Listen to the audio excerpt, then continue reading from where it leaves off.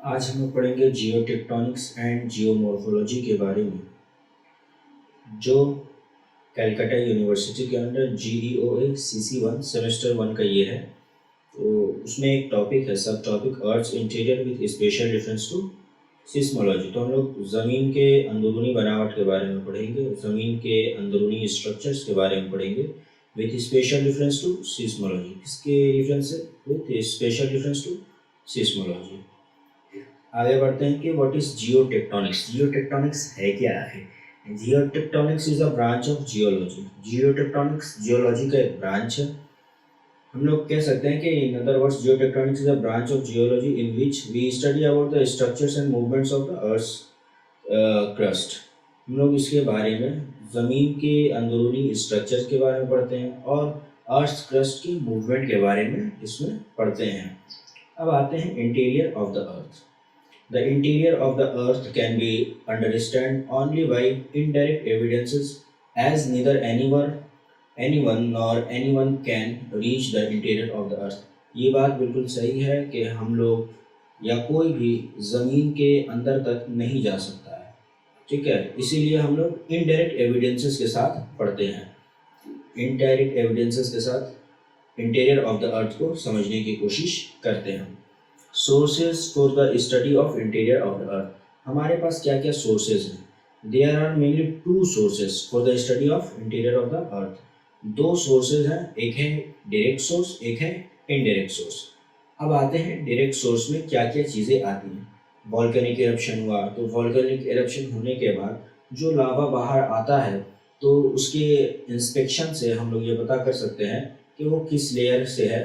फिर उसके बारे में हम लोग लेयर के बारे में जान सकते हैं।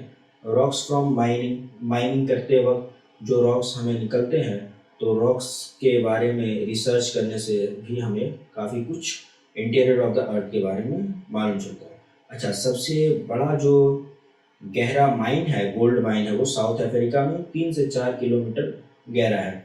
और कुछ प्रोजेक्ट्स भी हैं इसमें, जैसे डीप ओशन ड्रिलिंग प्रोजेक्ट्स है, इंटीग्रेटेड ओशन ड्रिलिंग प्रोजेक्ट्स है। डीप ड्रिल एट कोलम इन आर्कटिक ओशन। आर्कटिक ओशन में सबसे गहरा ड्रिल हुआ है वो 12 किलोमीटर का है। आगे बढ़ते हुए कहते हैं कि इनडायरेक्ट सोर्सेस। अब इनडायरेक्ट सोर्सेस क्या है? इनडायरेक्ट सोर्सेस में हो गया टेम्परेचर, हो गया प्रेशर, हो गया and density increase with depth. यानी डेंसिटी बढ़ती है डेप्थ बढ़ने के साथ, जैसे डेप्थ बढ़ेगा वैसे टेम्परेचर भी बढ़ेगा, प्रेशर भी बढ़ेगा।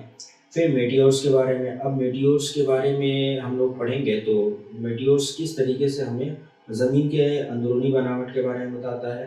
तो ये हम कह सकते हैं कि मेटियोर्स का जो सबसे आखिरी परत होता है वो ठोस होता है और जो उसके अंदर की परतें होती हैं, लेयर्स होते हैं, वो लिक्विड फॉर्म में होते हैं। जैसे हमारे ज़मीन का ही मामला ले लीजिए तो ऊपर जो है अर्थ क्रस्ट ये ठोस है और उसके अंदर जो है लिक्विड पाया जाता है, लिक्विड फॉर्म में सब्सटेंसेस पाए जाते हैं।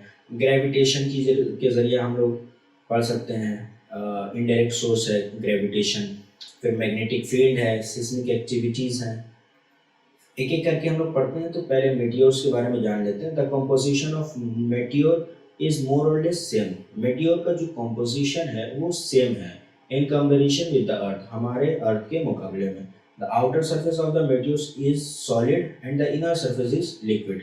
जो आउटर सरफेस है मेटियोर का वो सॉलिड होता है और इनर सरफेस जो होता है वो लिक्विड होता है, जैसे मैंने आपको पहले बताया। And hot as earth has, यहाँ पे ईथ हो गया है, वो अर्थ होगा, ये अर्थ होना चाहिए। As earth it helps to study about the interior of the earth. ये हमें ज़मीन के अंदरूनी बनावट के बारे में स्टडी करने के लिए काफ़ी आसानियाँ फराहम करता है। अब magnetic field. The magnetic survey also provides information about the distribution of magnetic materials in the crustal portion. हमारे ज़मीन के क्रस्टल पोर्शन में जो मैग्नेटिक मटेरियल्स हैं वो कहाँ कहाँ डिस्ट्रीब्यूटेड हैं। जहाँ पे मैग्नेटिक फील्ड ज़्यादा होगा वहाँ पे मैग्नेटिक मटेरियल्स जो हैं अर्थ क्रस्ट के अंदर में वो ज़्यादा पोर्शन में पाए जाते होंगे। जहाँ पे मैग्नेटिक फील्ड कम पाया जाता हो, कुछ इलाके ऐसे हैं जहाँ पे मैग्नेटिक फील्ड बिल्कुल ना के बारे में बराबर पाया जाता है, तो वहाँ पर मैग्नेटिक मटेरियल्स जो हैं वो कम मात्रा में पाए जाते हैं या नेग्लिजिबल मात्रा में पाए जाते हैं। अब उसके बाद आते हैं कि what are seismic waves.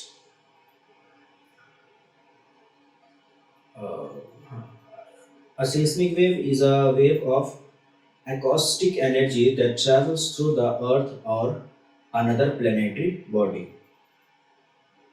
What are seismic waves? A seismic wave is a wave of acoustic energy that travels through the earth or another planetary body.